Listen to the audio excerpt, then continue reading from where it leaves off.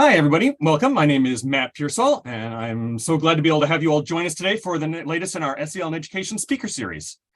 Today, we're joined by Sherry Whiten, the lead research scientist for the award-winning social emotional learning podcast, The Imagine Neighborhood, as she shares practical strategies for making podcasts part of your teaching practice. Before we begin, I'd like to start with a land acknowledgement. Committee for Children's offices sit on the unceded traditional lands of the Coast Salish people, specifically the first people of Seattle, Washington, the Duwamish tribe. As we honor the Duwamish people and their ancestors, it's also important that we consider our place in the past, present, and future history of the Indigenous peoples of our region, as well as how we can best support them. Thank you. Now, I am very pleased to introduce Dr. Sherry, as she's known in the Imagine Neighborhood listeners.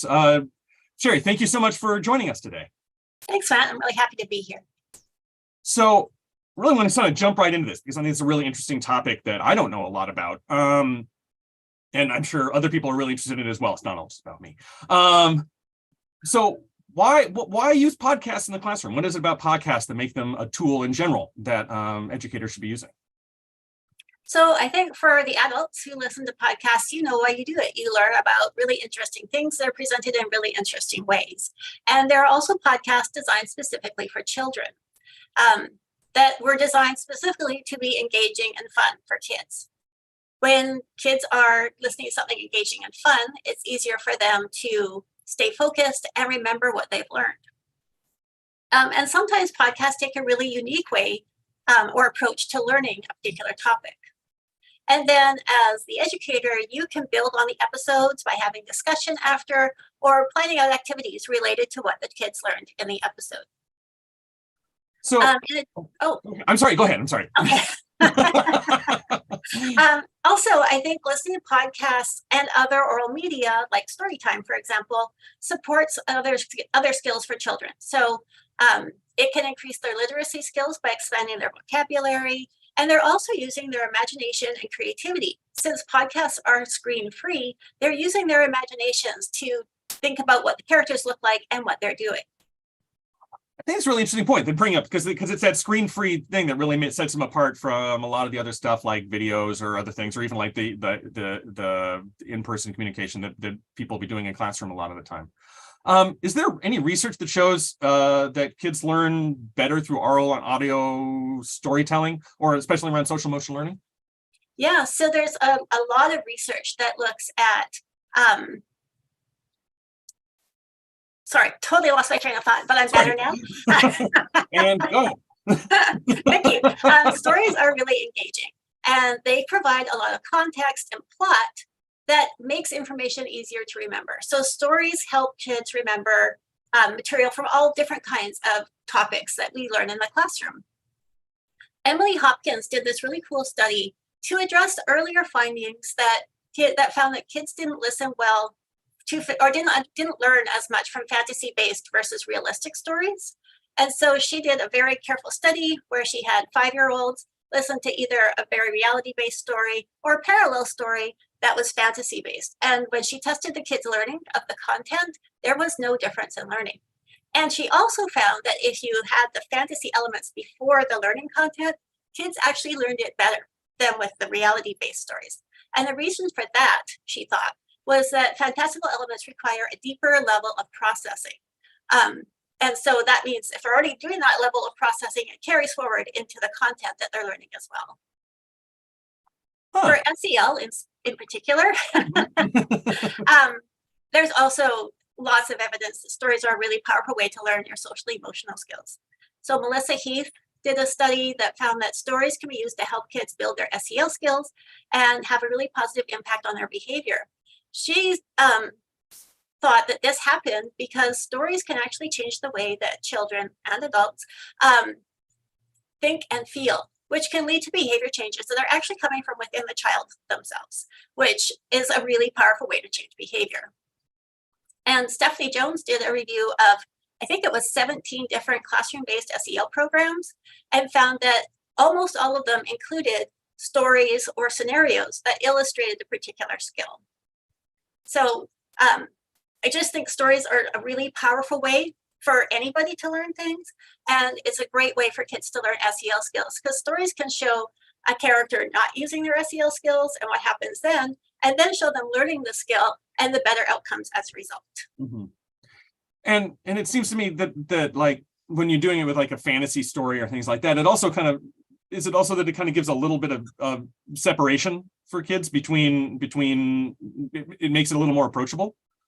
I think it can do, especially maybe with some harder topics. So if kids are dealing with a loss, for example, reading a story about loss that isn't specifically about their situation still gives them a way to see a way to unpack it or deal with it that they might not be already doing. So the Imagine Neighborhood podcast does a lot of this. I mean, that's basically what you do, right? It is storytelling around social emotional learning in a fantasy environment. Have you had a chance to do any research on Imagine Neighborhood podcast itself and how well it works? Yeah, so we did a survey where we invited our listeners to, well, mostly the parents, although some parents reported that their kids made them do the survey. So we asked parents to come and do a survey so we could learn what was working on the show and what we could improve. And we learned that both kids and adults really loved the episodes. And parents said that their kids often listen to episodes over and over again. Parents really appreciated the fun of the show and the emphasis on the SEL skills. And they used it in two different ways. They used it to listen to as we released an episode each week.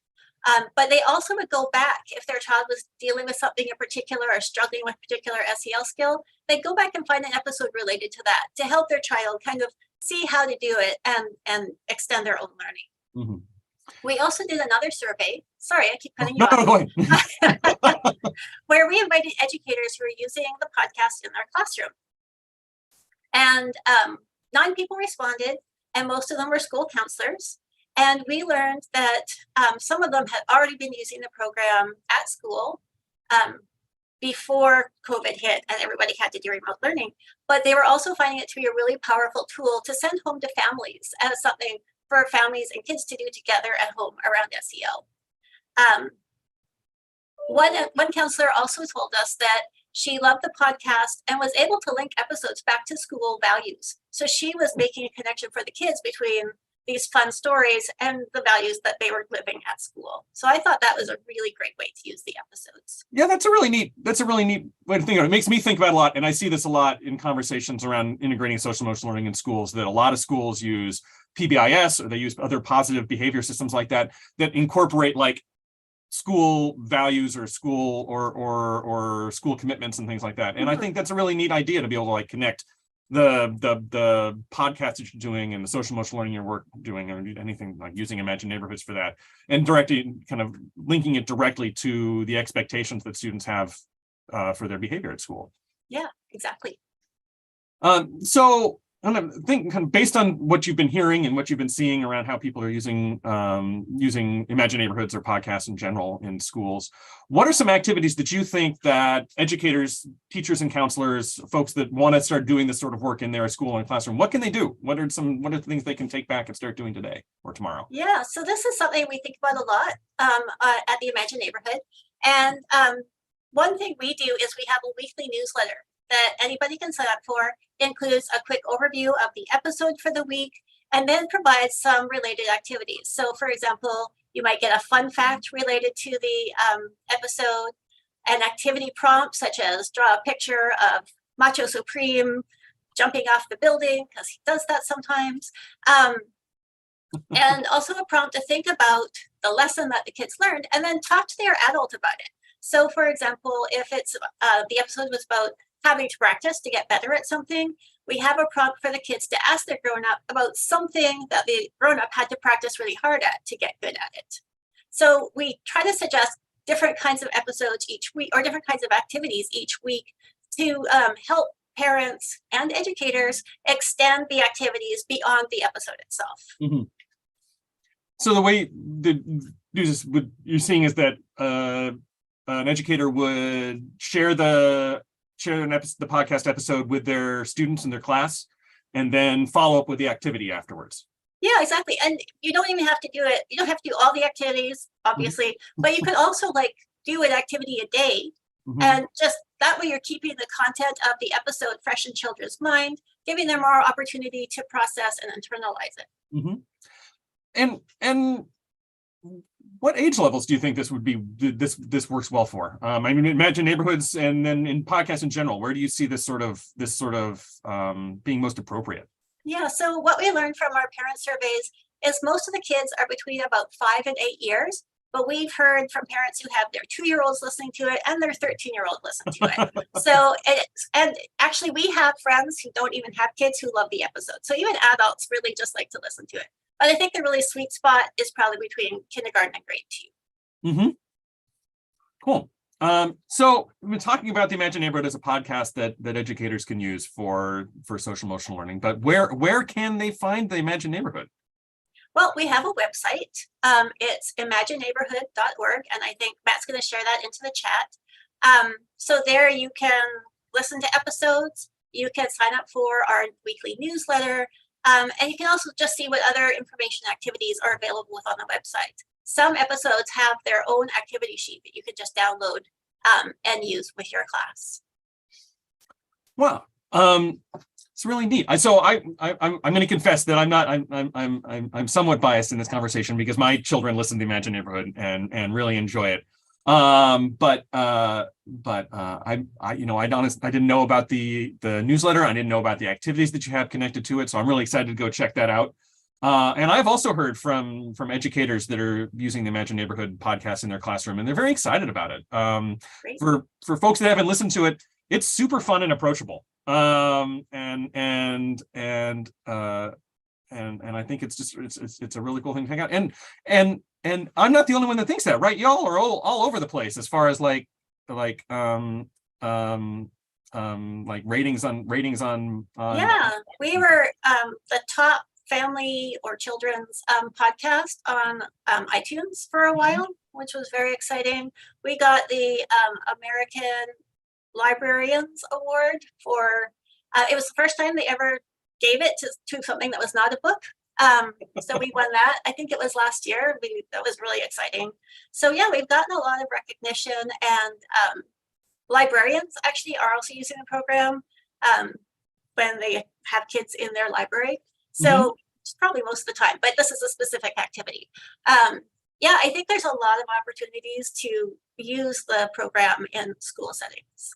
That's cool. That's neat. And I know that there's librarians here in the SEL and education community too. So that's a really neat thing to kind of think about that I hadn't considered before, that this could be a library activity as well. Yeah.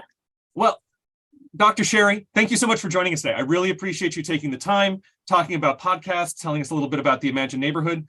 Encourage everybody to take a look at the links to check it out. And if you've got questions or anything like that, and you're not watching this live, feel free to post them in the SEL and education community. And I know that there's folks from Imagine Neighborhood who are there who'd be happy to like jump in and connect with y'all. And if you're watching this somewhere that's not the SEL and education community, and you're wondering about, wait a minute, where is this SEL and education community that of which you speak? Here it is. So SEL and education community is the largest community of practice for SEL educators, as far as I know, out in the interwebs, completely public and free. We would love to have you come and join us and join in the conversations about things like this, about all sorts of different things from people all over the world who are as interested and as focused on social emotional learning as you are, and would love to connect with you. So until our next SEL and Education Speaker Series event, or until I see you all in the community, thank you everybody for joining us today. It's really been a pleasure. Take care.